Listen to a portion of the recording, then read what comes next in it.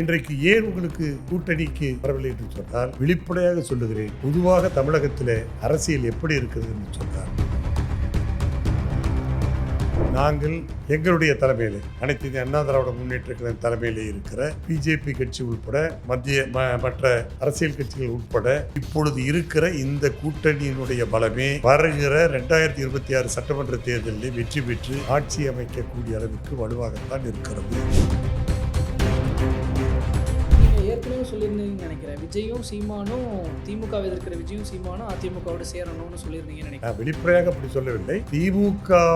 திமுக ஆட்சியை எதிர்க்கிற மனநிலையில் இருக்கிற கட்சிகள் ஓரணியில் திரள வேண்டும். காரணம், தனித்து நின்றால் அது எதிர்ப்பு வாக்குகள் சிதறிவிடும். எனவே எந்த நோக்கத்தோடு திமுக ஆட்சியை எதிர்க்கிறீர்களோ அந்த ஆட்சியை மீண்டும் வருகிற வாய்ப்பை நாமே ஏற்படுத்திக் கொள்ளக்கூடாது. தாவேக அதிமுகவை ஏற்க மறுப்பதற்கு காரணம், அதிமுக கொஞ்சம் கொஞ்சமாக டைலூட் ஆயிட்டு இருக்கிற கட்சி, பலவீனம் அடைந்து கொண்டிருக்கிற கட்சி அப்படின்னு தாவேகாவை ஆதரவு மனநிலையில் இருப்பவர்கள் சொல்றாங்க. அப்படி சொல்லுகிற தலைவருக்கு அந்த சொல்லுகிற தகுதி இருக்கிறதா? நாங்கள் தான் தகவல் வருது, ஒரு தகவல் வருது. நீங்க சொல்ற அந்த அன்டெஸ்டட் பார்ட்டி கூட தான் அதிமுக பேச்சுவார்த்தைகள் வச்சிருக்கு. இப்ப பேசும்போது 100 சீட்டுக்கு இபிஎஸ் ஓகே சொல்லிருக்காருங்களா கட்டுரைகள்ல எழுதுறாங்க. இப்பொழுது இருக்கிற கூட்டணியே எங்களுக்கு ஆட்சி அமைக்கக்கூடிய பலம் இருக்கிறது. வந்தால் எங்களுக்கு லாபம், வரவில்லை என்று சொன்னாலும் எங்களுக்கு நஷ்டம் இல்லை. எங்களோடு சேர்ந்தால் வருகிற கட்சிக்கு லாபம். தாவேக தலைவர் விஜய் அவர்கள் தன்னை முதல்வர் முன்னிலைப்படுத்திக் கொண்டதும், தன்னுடைய கட்சியின் தலைமையில் தான் மற்ற கட்சிகள் கூட்டணி அமைக்க வேண்டும் என்று சொன்ன இந்த இரண்டே அவருக்கு இந்த தேர்தலை எதிராக போக போகிறது. மற்ற கட்சிகள் அவரோடு நெருங்குவதற்கு ஒரு தடையாக நிச்சயமாக இருக்கும்.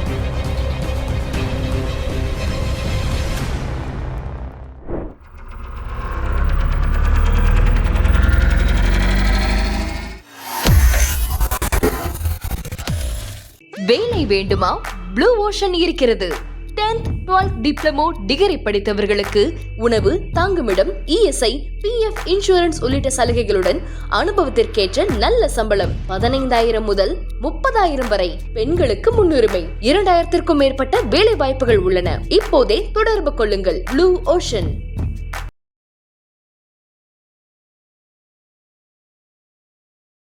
தமிழர்கள் அனைவருக்கும் அன்பு வணக்கம். இன்றைய சிறப்பு நேர்காணலில் நம்மோடு இணைந்திருப்பவர் அதிமுகவினுடைய அமைப்பு செயலாளர், முன்னாள் அமைச்சர், மூத்த அரசியல்வாதி திரு செம்மலை அவர்கள். அவரிடம் பேசலாம். வணக்கம் சார். வணக்கம் கோவி. அதிமுகவோடு பாஜகவோடு கூட்டணி சேர்ந்ததுக்கப்புறம் எந்த கட்சியும் இன்னும் சேரல அப்படிங்கிற ஒரு பாயிண்ட் ஆஃப் வியூ இருக்கு இல்லைங்களா? அதில் ஒன் ஆஃப் தி ரீசனாக எடப்பாடி பழனிசாமி அவர்களுடைய தலைமை மீதான ஒரு நம்பகத்தன்மையும் மாற்றுக் கட்சியினருக்கு இருக்கிறதுனால தான் அவர் எந்த நேரத்தில் எந்த முடிவு எடுப்பார்னு சொல்ல முடியாது.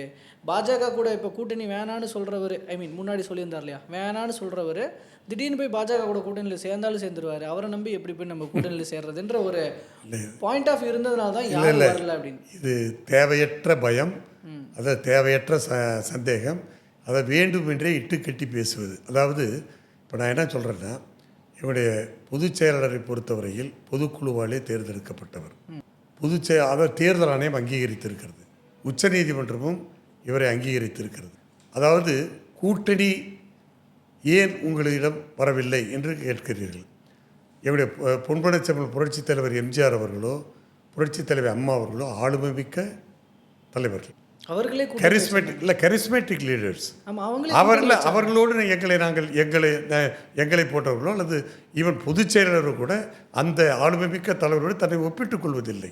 அதாவது இன்றைக்கு ஏன் உங்களுக்கு கூட்டணிக்கு வரவில்லை என்று சொன்னால், அதாவது வெளிப்படையாக சொல்லுகிறேன், இப்பொழுது பொதுவாக தமிழகத்தில் அரசியல் எப்படி இருக்கிறது என்று சொன்னால், சேவை மனப்பான்மை உள்ள அரசியலாக இல்லை. இன்னும் சொல்லப்போனால் ஆதாய அரசியலாகத்தான் இப்பொழுது தமிழ்நாட்டிலே அரசியல் கட்சிகள் செயல்பட்டு வருகிறார்கள். வெளிப்படையாகவே சொல்லுகிறேன், இந்த கூட்டணிக்கு எதிர்பார்த்து கொண்டிருக்கிற அரசியல் கட்சி தலைவர்களை எல்லாம் 3 விதமாக பிரிக்கலாம். ஒரு சில அரசியல் கட்சி தலைவர்கள் ஒரு கட்சியோடு கூட்டணி வைத்துக் கொள்ள வேண்டும் என்று சொன்னால், அதாவது எந்தவித எதிர்பார்ப்பும் இல்லாமல் எந்தவித ஆதாய நோக்கமும் இல்லாமல், பேரம் பேசாமல், ஒரு குறிக்கோளுக்காக இந்த பெரிய கட்சியோடு, பிரதான கட்சியோடு நாங்கள் சேர்கிறோம் என்று சொல்லுகிற அரசியல் கட்சிகள் முதல் டைப்.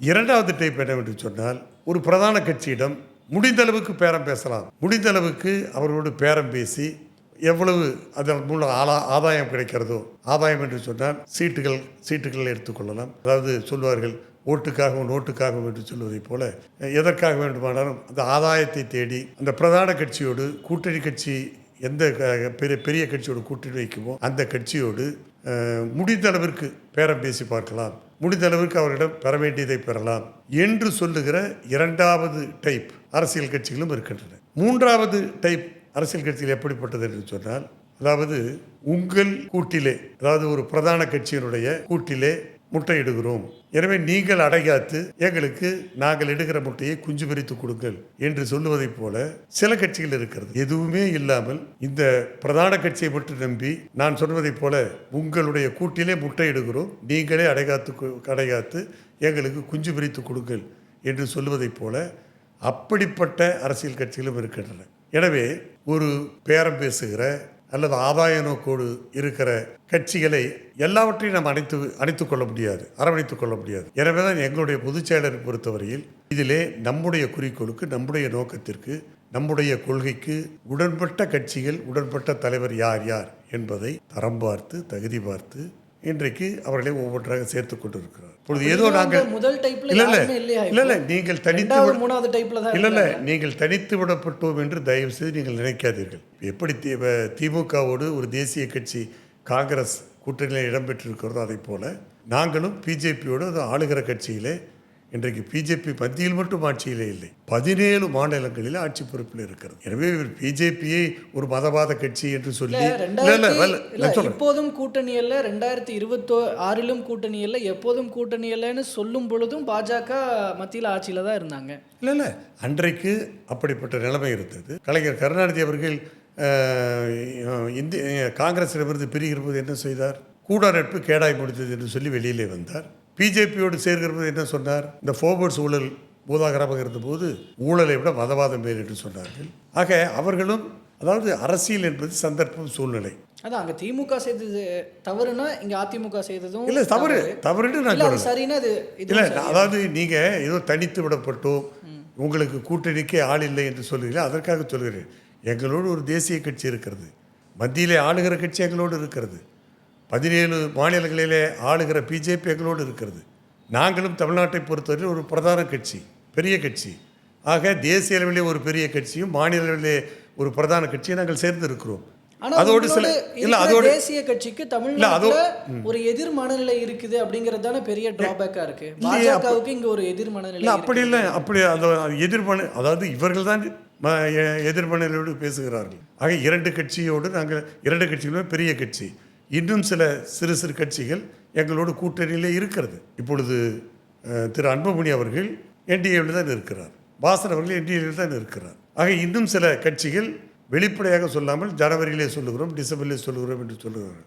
வெளிப்படையாக நான் சொல்லுகிறேன், உங்கள் ஊடகத்தின் மூலமாக சொல்லுகிறேன், இப்பொழுது நாங்கள் எங்களுடைய தலைமையிலே, அனைத்து இந்திய அண்ணா திராவிட முன்னேற்ற கழக தலைமையிலே இருக்கிற பிஜேபி கட்சி உட்பட மற்ற அரசியல் கட்சிகள் உட்பட இப்பொழுது இருக்கிற இந்த கூட்டணியினுடைய பலமே வருகிற 2026 சட்டமன்ற தேர்தலிலே வெற்றி பெற்று ஆட்சி அமைக்கக்கூடிய அளவிற்கு வலுவாகத்தான் இருக்கிறது.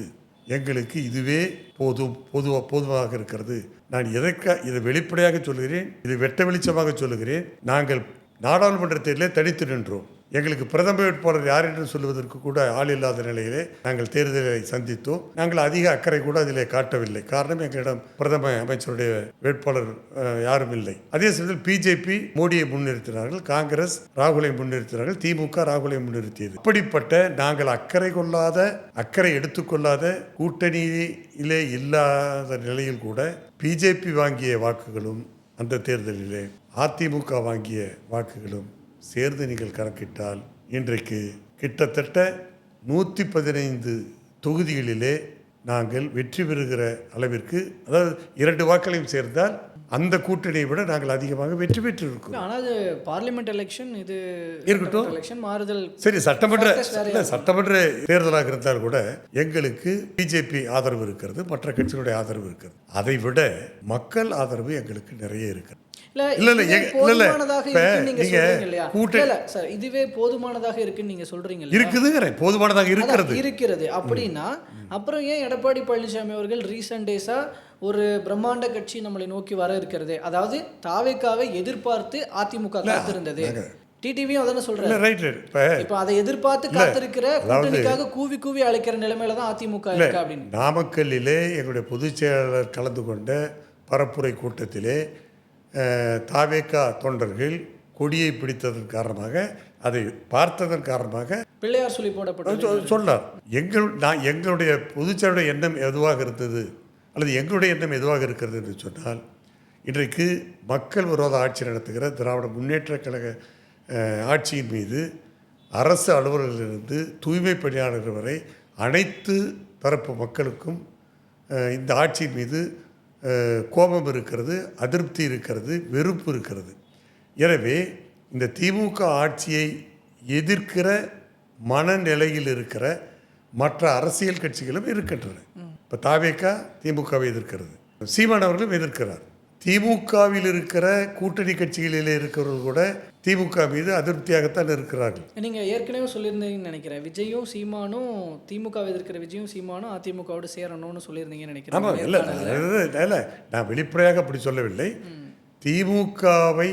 திமுக ஆட்சியை எதிர்க்கிற மனநிலையில் இருக்கிற கட்சிகள் ஓரணியில் திரள வேண்டும். காரணம், தனித்து நின்றால் அது எதிர்ப்பு வாக்குகள் சிதறிவிடும். எனவே எந்த நோக்கத்தோடு திமுக ஆட்சியை எதிர்க்கிறீர்களோ அந்த ஆட்சியை மீண்டும் வருகிற வாய்ப்பை நாமே ஏற்படுத்தி கொள்ளக்கூடாது. அதற்கு தான் ஒரு உதாரணத்தை கூட சொன்னேன். 1967 அண்ணா அவர்கள் மெகா கூட்டணி அமைத்தார். அந்த கூட்டணியில் அண்ணா அமைத்த கூட்டணியில் இடம்பெற்றவர்கள் சுதந்திரா கட்சி, கம்யூனிஸ்ட் கட்சி, இரண்டு கட்சி இரு துருவங்களாக இருக்கிற கட்சி, முதலாளித்துவ கட்சி, தொழிலாளர் நல கட்சி. ஆக கம்யூனிஸ்ட் கட்சியும் ராஜாஜி கட்சி சுதந்திராவையும் ஒன்றாக அந்த கூட்டணியில் கொண்டு வந்தார். இது கொள்கை உடன்பாடு, கொள்கை கூட்டணி அல்ல. காங்கிரஸை வீழ்த்த வேண்டும், காங்கிரஸ் ஆட்சியை வீழ்த்த வேண்டும் என்ற ஒரே குறிக்கோளோடு அந்த கூட்டணி அமைக்கப்பட்டது. அண்ணாவால் வெற்றி பெற்றார்கள். அந்த கூட்டணி திமுக அந்த காங்கிரஸ் ஆட்சியை வீழ்த்தியது. காங்கிரஸ் ஆட்சியை வீழ்த்திய பிறகு தேர்தல் முடிந்தவுடன் இதே மூதறிஞர் ராஜாஜி என்ன சொன்னார்? எங்களுடைய நோக்கம் நிறைவேறிவிட்டது, காங்கிரஸ் ஆட்சியை வீழ்த்தி விட்டோம், இனிமேல் எங்களுக்கும் ஆளுகிற திமுகவுக்கும் எந்தவித சம்பந்தமும் இல்லை, எங்களோட வேலையை பார்க்க போறோம், தேன் நிலவு முடிந்தது என்று அவருக்கே உரிய பாணியில் எங்களுடைய கூட்டணி முறிந்தது என்று சொல்வதற்கு பதிலாக எங்களுடைய தேன் நிலவு முடிந்தது, இனிமேல் நாங்கள் எதிர்க்கட்சியாகத்தான் செயல்படுவோம் என்று சொல்லி அந்த கூட்டணியிலிருந்து விலகி எதிர்க்கட்சியாகத்தான் செயல்பட்டார். அதுபோலத்தான் நாங்கள் சொல்லுவது, திமுக மீது வெறுப்போடு எதிர் மனநிலையில் இருக்கிற நீங்கள் எல்லாம் ஒன்று சேருங்கள். ஒன்று சேருங்கள் என்று சொன்னால் தேர்தலுக்கு பிறகு அவர்கள் வழியை இப்பொழுது கூட தனி பாதையில் தான் பயணித்துக் கொண்டிருக்கிறோம். ஆனால் இலக்கு ஒன்றாக இருக்கிறது. ஆனால் தாவேக்கா அதிமுகவை ஏற்க மறுப்பதற்கு காரணம், அதிமுக கொஞ்சம் கொஞ்சமாக டைலூட் ஆயிட்டு இருக்கிற கட்சி, பலவீனம் அடைந்து கொண்டிருக்கிற கட்சி அப்படின்னு தாவேக்காவை ஆதரவு மனநிலையில் இருப்பவர்கள் சொல்கிறாங்க. அதனால தான் அதிமுகவை புறம் தள்ளுகிறது. அப்படி சொல்லுகிற தலைவருக்கு அந்த சொல்லுகிற தகுதி இருக்கிறதா என்பதை நீங்கள் பார்க்க வேண்டும். நானே சொன்னேன், எங்களுடைய ஆளுமை மிக்க அந்த 2 தலைவர் மறைந்த பிறகு கூட எங்களுடைய கட்சி வாக்கு சதவீதத்தை இழக்கவில்லை. அதுதான் சொன்னேன், 4% வாக்கு தான் குறைவு. 1,98,000 வாக்குகள் தான் திமுகவோட குறைவு. ஆக இவர்கள் இப்போ தாவேக்கா புதிதாக துவக்கப்பட்டிருக்கிற கட்சி, இது அன்டெஸ்டட் பார்ட்டி, இதனுடைய சக்தி என்னவென்றே தெரியவில்லை. அப்படி தன்னுடைய சக்தி என்னவென்றே தெரியாமல் நாங்கள் தான் தேர்தல் களத்திலே இருக்கிறோம், திமுகவுக்கு எங்களுக்குத்தான் போட்டி, நாங்கள் தான் தகவல் வருது. இப்போ ஒரு தகவல் வருது, நீங்க சொல்ற அந்த அன்டெஸ்டட் பார்ட்டி கூட தான் அதிமுக பேச்சுவார்த்தைகள் வச்சிருக்கு. இப்ப பேசும்போது 100 சீட்டுக்கு இபிஎஸ் ஓகே சொல்லிருக்காருன்னா கட்டுரைகள் எழுதுறாங்க. ஊடகம் பத்திரிகையாளர் சொல்லுகிற கிளப்பி விடுகிற புரளி. நாங்கள் தாவேக்காவுக்கோ வேறு கட்சிகளுக்கோ வழிய சென்று நாங்கள் அழைப்பு விடுக்கவில்லை, அழைக்கவும் இல்லை. இன்னும் சொல்லுகிறேன், தெளிவாக சொல்லுகிறேன், நாங்கள் பிரதான கட்சி, எங்களோடு தான் விருப்பப்பவர்கள் வந்து சேர வேண்டுமே தவிர நாங்கள் வழியே சென்று போய் சேர வேண்டிய அவசியம் எங்களுக்கு இல்லை. அவர்கள் வந்தால் சேர்த்துக்கொள்கிறோம். அதைத்தான் முன்பே சொன்னேன். இப்பொழுது இருக்கிற கூட்டணியே எங்களுக்கு ஆட்சி அமைக்கக்கூடிய பலம் இருக்கிறது. வந்தால் எங்களுக்கு லாபம், வரவில்லை என்று சொன்னாலும் எங்களுக்கு நஷ்டம் இல்லை. எங்களோடு சேர்ந்தால் வருகிற கட்சிக்கு லாபம். உதாரணத்திற்கு கூட சொல்லலாம். அம்மா அவர்கள் இருக்கிற போது 2011 நாங்கள் தேமுதிகவோடு சேர்ந்தோம். என்ன நிலைமை ஏற்பட்டது? திமுகவை 3ஆம் இடத்துக்கு தள்ளி எங்களோடு கூட்டணியில் இருந்த தேமுதிகவுக்கு எதிர்க்கட்சி தலைவர் அந்த எதிர்க்கட்சி அந்தஸ்தை வழங்கி அவருடைய தலைவர் திரு விஜயகாந்துக்கு எதிர்க்கட்சி தலைவர் அந்தஸ்தை உருவாக்கி தந்தோம். எனவே எந்த கட்சியாக இருந்தாலும் எங்களோடு சேர்ந்தால் அவர்களுக்குத்தான் லாபம். எங்களுக்கு கொஞ்சம் லாபம் இருக்கும். ஆனால் எந்த வகையிலும் எங்களுக்கு நஷ்டம் இல்லை. இந்த எலெக்ஷனை பொறுத்த வரைக்கும் தாவேகாவின் தேவைதான் அதிமுக இல்லை, அப்படி இல்லை. எங்களுக்கு தேவையில்லை. அவர்கள் விருப்பமில்லை என்று சொன்னால் தனியாக கூட நின்று வாக்குகளை பிரிக்கட்டும். பிரிந்தாலும் எங்களுக்கு நஷ்டம் இல்லை. அவரை டெஸ்ட் செய்வதற்கு வாக்குகளை வேணும். எங்களுக்கு என்ன, அப்படி அவர் தனித்து நின்றால் கூட நான் வெளிப்படையாகவே சொல்லுகிறேன், மற்ற கட்சிகளுக்குத்தான் அதிக இழப்பே தவிர அனைத்து அண்ணா திராவிட முன்னேற்ற கழகத்திற்கு இழப்பு இருந்தாலும் அது சொற்ப இழப்பாகத்தான் இருக்கும். வெளிப்படையாகவே சொல்லுகிறேன். அவர் தனித்து நிற்பதால் மற்ற கட்சிகளுக்கு இழப்பு அதிகம்.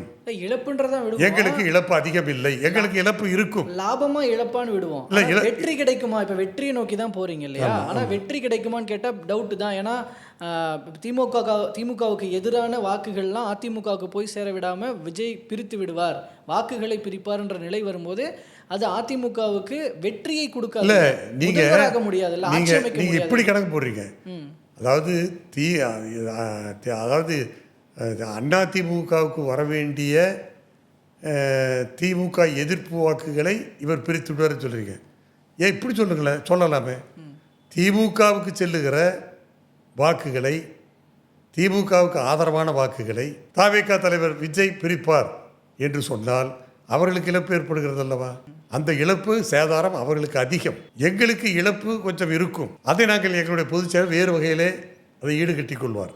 ஆக இழப்பு என்பது தாவேகா எங்களோடு கூட்டு சேரவில்லையே என்று நீங்கள் வருத்தப்பட்டாலும், அவர் தனித்து நின்றாலும் எங்களுக்கு அதிக நஷ்டமில்லை. ஆளுகிற திமுகவுக்கும் அந்த ஆளுகிற திமுகவிலே இருக்கிற, நான் பெயர் சொல்ல விரும்பவில்லை, 2-3 கட்சிகளுக்கும் தான் இவரால் தாவேகா தலைவர் விஜயாலை இழப்பு ஏற்படுத்த முடியுமே தவிர எங்களுக்கு 1% அல்லது 2% சேதாரம் இருந்தால் கூட அதை நாங்கள் வேறு வகையில் ஈடுகட்டிக் கொள்வோம். எனவே எங்களுக்கு வரவேண்டிய வாக்குகளை பிரித்து விடுவார் என்று சொல்லுவதை விட திமுகவுக்கு ஆதரவளிக்கக்கூடிய வாக்குகளை, செல்லக்கூடிய வாக்குகளை, அல்லது ஏற்கனவே திமுகவுக்கு வாக்களித்து கொண்டிருந்த வாக்குகளை, பெரும்பான்மையான வாக்குகளை தாவேகா தலைவர் விஜய் பிரித்தார் என்று சொன்னால் திமுகவுக்குத்தான் நஷ்டம். திமுக கூட்டணியில் இருக்கிற மற்ற சில கட்சிகளுக்குத்தான் நஷ்டமே தவிர எங்களுக்கு நஷ்டம் அதிகமாக இருக்காது. இன்னும் சொல்லுகிறேன், திமுகவிலே இந்த நஷ்டத்தை அதிக அளவில் ஏற்படுத்துகிற போது நாங்கள் இந்த 4% வாக்குகளை நாங்கள் சரி செய்து அந்த திமுக சதவீத வாக்குகளுக்கு மேலாக எங்களுக்கு வாக்குகள் சேரக்கூடிய வாய்ப்பு இருக்கிறது. அதனால தான் பிஜேபியினுடைய வாக்கு வங்கி இன்றைக்கு கணிசமாக இங்கே இருக்கிறது. அதிமுகவுடைய வாக்கு வங்கி ஸ்திரமாக இருக்கிறது. இன்னும் சில கட்சிகளுடைய வாக்குகள் எங்களுக்கு சேருகிறது. இன்னும் தேர்தல் நெருங்க எங்களுக்கு சில கட்சிகளுடைய ஆதரவு நிச்சயமாக வரும். எங்களுடைய சில கட்சிகள் எப்படி பார்க்க இல்லை, எங்களுடைய எதிர்பார்ப்பு என்னவென்று சொன்னால் லெட்டர் பேட் கட்சிகளை பார்க்கிறதா இல்ல ஒரு முக்கியமான பெரிய கட்சிகளே வருவாங்கன்னு பார்க்கிறதா? எந்த கட்சியை நாம் குறை சொல்ல முடியாது. அவர்களுக்கென்று சில வாக்கு வங்கி இருக்கிறது. இப்போ ஒவ்வொரு கட்சிக்கும் ஒவ்வொரு தலைவருக்காகவோ அல்லது அந்த கட்சிக்காகவோ ஒவ்வொரு வாக்கு வங்கி இருக்கிறது. கடந்த தேர்தலில் அந்த வாக்கு சதவீதத்தை நிரூபித்திருக்கிறார்கள். எத்தனை சதவீதம் என்று 2% நிரூபித்தவர்கள் உண்டு, 5% நிரூபித்தவர்கள் உண்டு, 8% நிரூபித்தவர்கள் உண்டு. ஆக யாரையும் குறைத்து மதிப்பிடக்கூடாது. ஆக எங்களுக்கு வருகிற அந்த வாக்கு சதவீதம் எங்களுக்கு உயர்வு வருகிற போது திமுக கூட்டணிக்கு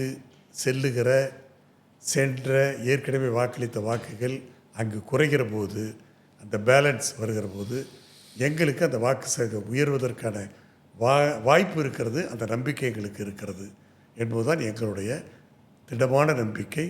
எனவே 2026 தேர்தலை பொறுத்தவரையில் களம் தாவேக விஜய் சொல்வதைப் போல அவர்களுக்கு டிஎம்கேன்ற இல்லை, அவர்களுக்கு அதான் அதெல்லாம் அவருடைய அங்க ஏடிஎம்கே அப்போ இல்லை இல்லை அதுதான் நான் சொல்கிறேன். இந்த தேர்தலை பொறுத்தவரையில் திமுக வெர்சஸ் அனைத்து இந்திய அண்ணா திமுக, ஸ்டாலின் வெர்சஸ் எடப்பாடியார் என்று தான் இந்த களம் இருக்கும். அப்படி அவர்கள் அங்கே நீங்கள் சொல்லுவதைப் போல தனித்து நின்றாலும் அவருடைய ஓரளவுக்கு வாக்கு சதவீதம் வாங்கலாமே தவிர அவர்களால் வெற்றி கோட்டை எட்ட முடியாது.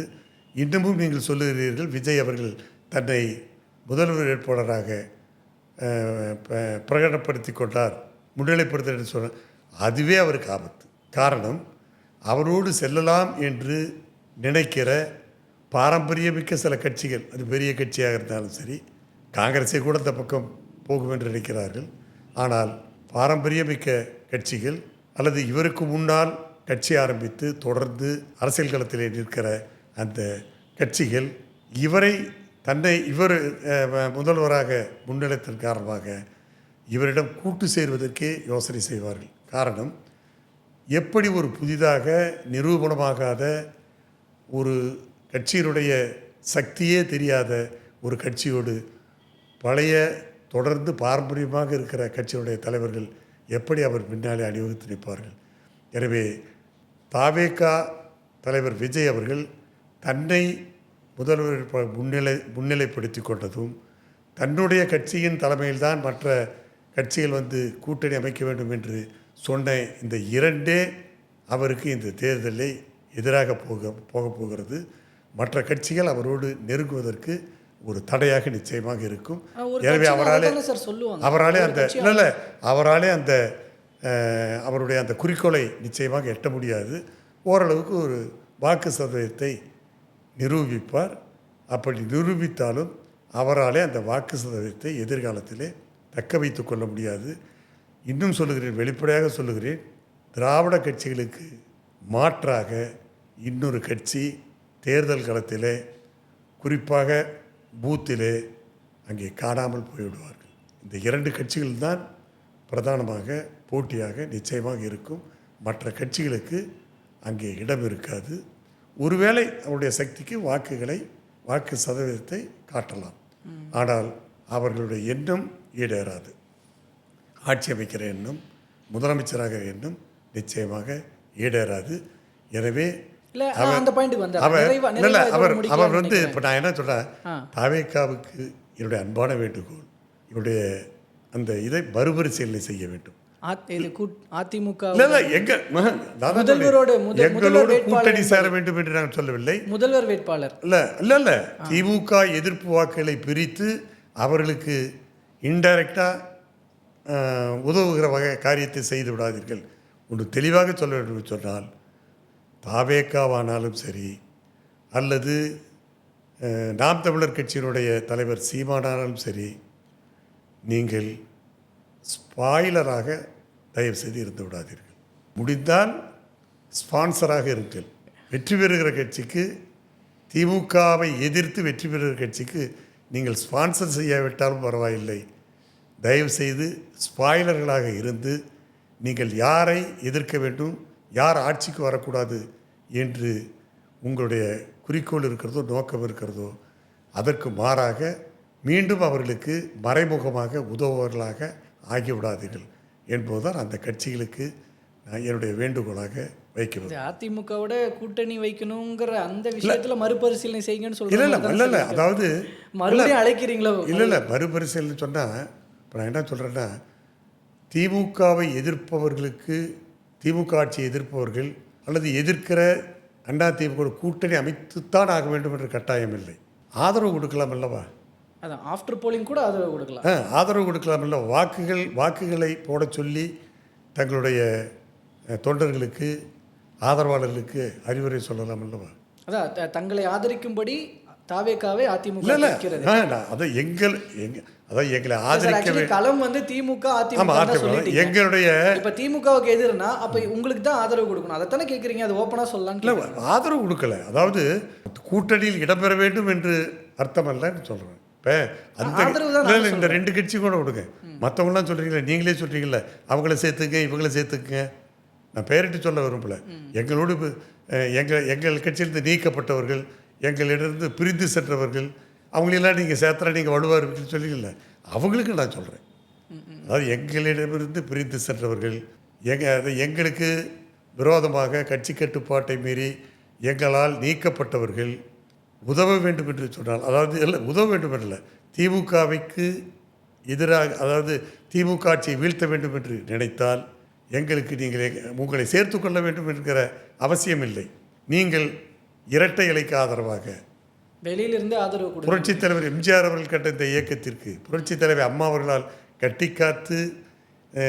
கட்டிக்காக்கப்பட்ட இந்த இயக்கத்திற்கு வெளியிலிருந்து கூட ஆதரவு அவர்கள் கொடுக்கலாம். அவர்களெல்லாம் கட்சியில் சேர்க்கவில்லை என்று சொன்னால் கூட அதாவது சேர்ப்பதற்கு அந்த ஒரு சூழ்நிலை இல்லை என்று சொன்னால் கூட திமுகவை எதிர்க்கிற மனநிலையில் நீங்கள் இருந்தால் மறைமுகமாக அப்படி நீங்கள் அவர்களுக்கு உதவாத பட்சத்தில் எங்களுக்கு நீங்கள் வெளியிலிருந்து ஆதரவு கொடுத்து கூட அந்த திமுக மக்கள் விரோத ஆட்சியை வீழ்த்துவதற்கு வழி இருக்கிறது. நான் இவங்களுக்கு சொல்கிறது, உங்களுடைய எண்ணங்களை மறுபரிசீலனை செய்து, அதாவது இவர் என்ன சொல்கிறாரு, அரசியல் எதிரியாக திமுகவைத்தான் தாவேக்கா விஜய் சுட்டி காட்டுகிறார்.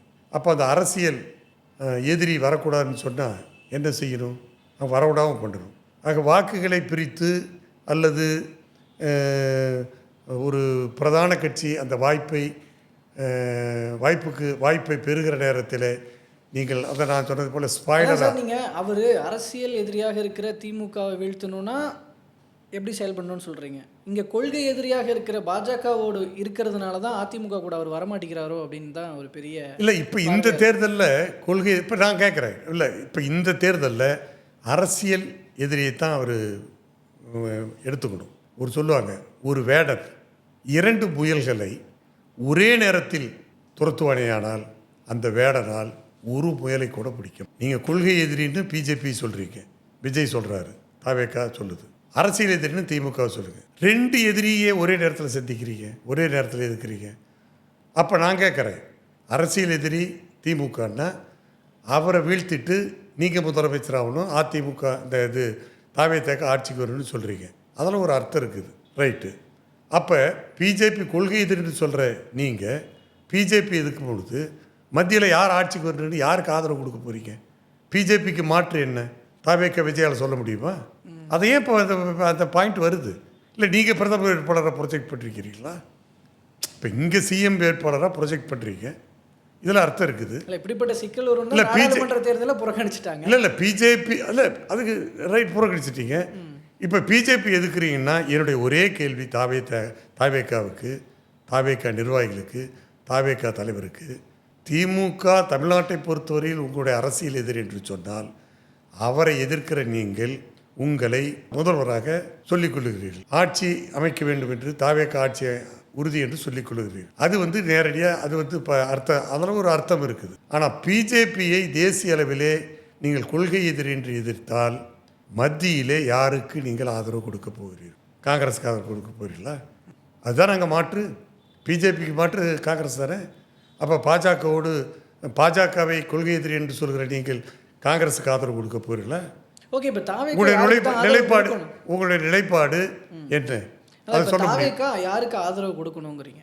தனிச்சு நிற்க வேணான்றீங்க, யாருக்கு ஆதரவு கொடுக்கணுங்கிறீங்க? இல்லை ஆதரவுன்னா இப்போ நான் அதான் சொல்கிறேன், நான் ஒன்றும் வழியை கேட்கல, அதுதான் சொன்னேன், மறுபரிசீலனை செய்யுங்கன்னு ஒரே ஒத்த வரியில் முடிச்சிட்டேன். இப்போ நீங்களே சொல்கிறீங்க, மறுபரிசீலனை செய்யுங்க. ஆமாம், நீங்களே சொல்கிறீங்கல்ல, அந்த பிஜேபியோட மோதக்கூடாதுன்னு சொல்லி தான் நாடாளுமன்ற தேர்தலை புறக்கணிக்கிறான்னு சொன்னீங்கல்ல, புறக்கணிச்சாங்கன்னு சொன்னீங்கல்ல.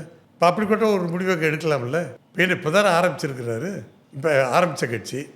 ஆனால் 67 உதாரணம் காட்டுறீங்க, 77 உதாரணம் காட்டுறீங்க. அண்ணா அரசியல் மாற்றத்தை ஏற்படுத்துறது போல் நான் 2027 அரசியல் மாற்றத்தை ஏற்படுத்துவேன் அப்படின்னு சொல்கிறீங்க. 1977 புரட்சித் தலைவர் அரசியல் மாற்றத்தை ஏற்படுத்துகிறாருன்னு சொல்லி புரட்சித் தலைவர் உதாரணமாக காட்டுறீங்க. நான் கேட்டுறேன், நீங்கள் இப்போ தான் ஆரம்பிச்சிருக்கீங்க, முதல் தேர்தல்லையே இதை சாதிக்கிறேன்னு சொல்கிறீங்க. அண்ணாவை உதாரணம் காட்டுறீங்க, புரட்சித் தலைவர் உதாரணம் காட்டுறீங்க. அண்ணா என்ன ஒரே தேர்தலில் வந்துட்டாரா? 57 தேர்தலிலே போட்டியிட்டு 15 சட்டமன்ற உறுப்பினர்களை பெற்று தன்னுடைய சக்தியை, தன்னுடைய பலத்தை நிரூபித்து காட்டியவர் அண்ணா.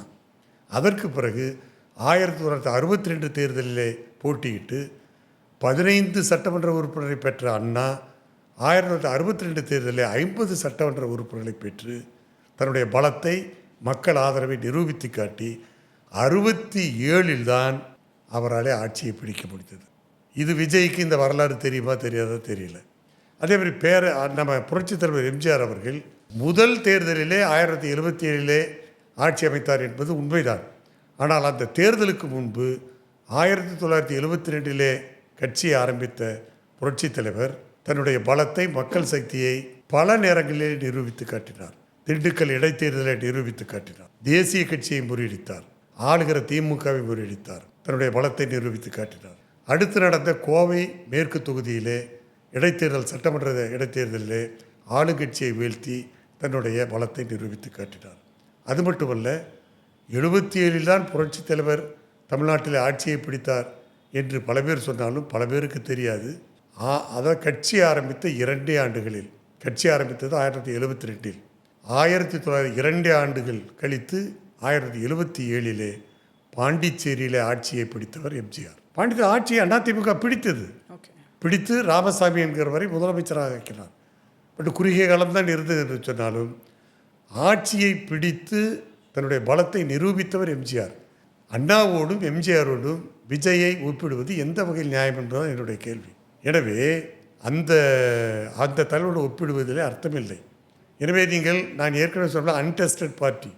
விஜய்க்கான உங்களோட மெசேஜ் இல்லை, என்னுடைய மெசேஜ் அதாவது அரசியல் எதிரியாக நீங்கள் கருதுகிற திமுக ஆட்சியை, மக்கள் விரோத திமுக ஆட்சியை வீழ்த்த வேண்டும் என்று சொன்னால் அதற்கு ஏற்றபடி வியூகத்தை வகுங்கள்.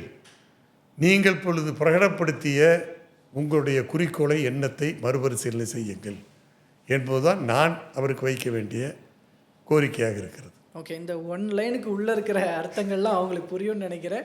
மக்கள் மத்தியிலே முன் வச்சிரும், அவங்களும் நிறைய முடிவு பண்ணிக்கிட்டோம். தற்போது வரைக்கும் பல்வேறு அரசியல் நிகழ்வுகள் தொடர்பாக உங்களோட பார்வைகளும் கருத்துக்களும் ரொம்ப டீட்டெயில்டாகவும் ரொம்ப கேஷுவலாகவும் பகிர்ந்துக்கிட்டீங்க. மக்கள் மத்தியில் வச்சுருவோங்க சார், மக்கள் என்ன சொல்கிறாங்கன்னு பார்ப்போம். பல்வேறு கருத்துக்களை பகிர்ந்து கொண்டமைக்கு ரொம்ப நன்றி. நன்றி. நீங்களே இது போன்ற ஒரு வாய்ப்பை எனக்கு கொடுத்ததற்கு உங்களுக்கும் என்னுடைய நன்றி.